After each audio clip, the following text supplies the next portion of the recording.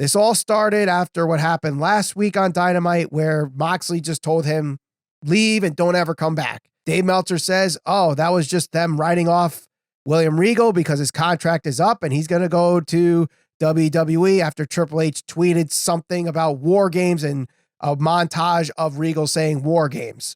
Then he recants that and goes, oh, wait, sorry. He's still under contract. His contract's for 3 years. Then this segment happens on Dynamite this week where MJF hits him in the back of the head and Regal gets escorted out of the building via stretcher and then leaves through an ambulance to a hospital. Now, Meltzer is saying, why do they do this if he's gone? No revenge for Moxley. MJF not explaining himself.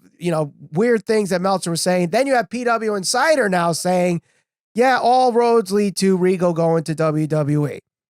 I don't know what to make of this. I think this is all BS. I honestly won't know what the status of Regal is going to be until next time I see him on either AEW or WWE. So again, another situation where until I hear AEW confirm this or Regal show up somewhere else, I'm not believing a damn thing from the dirt sheets. I'm with you on this. I don't know what to think of this. I don't know what to make of it. I don't know what's fact, what's fiction. And I guess for a storyline like the one maybe they're trying to tell here, it could be a good thing, right? If he is actually under contract for another 2 or 3 years or however long, because he can show back up and maybe get some type of revenge on MJF and they can continue this storyline with him involved.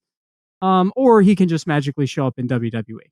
Who knows? But not the best week for reporting, I guess. No, especially Dave Meltzer, because it seems like Dave is just really off his game recently. And I know a lot of people don't even believe Dave Meltzer to begin with, but I usually was on the side of Meltzer does at least his due diligence to at least get the story right. But if he's saying stuff on Wrestling Observer Radio, that's more of his speculation that gets spread around by the likes of Ringside News and Wrestle Talk. And this here is like, he's writing it in the website, on Wrestling Observer's website, on his newsletter, and also saying it on Wrestling Observer Radio. So it's like, what side do you take? It makes absolutely no sense. Is he with AEW or does he have a 3-year contract or is he going to WWE? It seems kind of odd that if he's leaving AEW for WWE, he just joined AEW back in February. He debuted at Revolution this past year, or earlier this year, I should say, and he's gone in 10 months. AEW don't have 10-month contracts. I've never heard of such a thing. Unless he's per appearance, but even then, like a guy like Regal, I would think is someone you tie down for a while, whether or not it's just for an on-screen role or a backstage role or some hybrid of the two. You're not having him on as a per diem basis like some of the other talent that are signed in AEW. You're having him there for 3 years. That makes sense. This whole thing about, he's leaving for WWE, honestly, I don't think makes much sense right now, given the situation that is the context that we have of his time in AEW. It's not like Bobby Fish leaving AEW to go to Impact. It's not that situation. Well, how long was he under contract, or was that like per appearance type?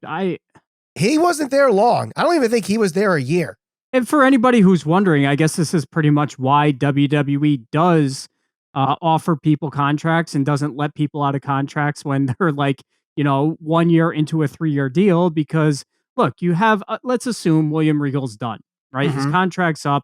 He's been involved with one of the more prominent factions, if you want to call them that. I think most AEW fans would consider them that because they have the likes of Jon Moxley in there, Bryan Danielson. They're featured on a weekly basis pretty much. He's involved in that. He's involved with MJF, who's their top guy, their champion, and he can just turn around and leave and go back to WWE. Look, he's an influential guy. He's a smart guy. He's somebody that people look up to. He's got to be talking to younger people there. And it doesn't mean he's recruiting, but it doesn't hurt to have an ally in the other office. Mm-hmm. Hey, William, my contract's up. Can you do anything for me?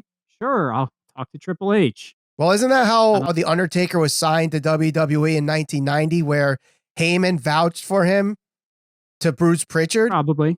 I believe that's how Scott Hall ended up in WCW too. How much will they pay me? Kevin Nash talked to Eric, and I believe that's how that happened.